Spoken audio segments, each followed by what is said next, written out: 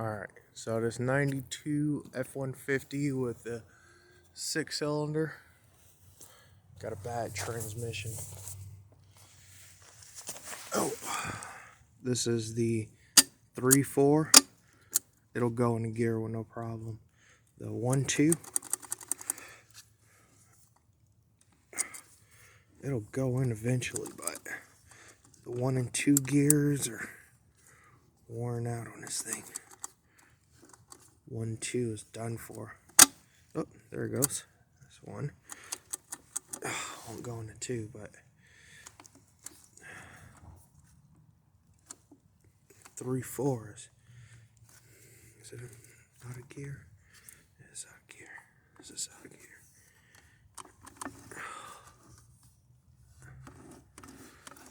None of it really wants to work right.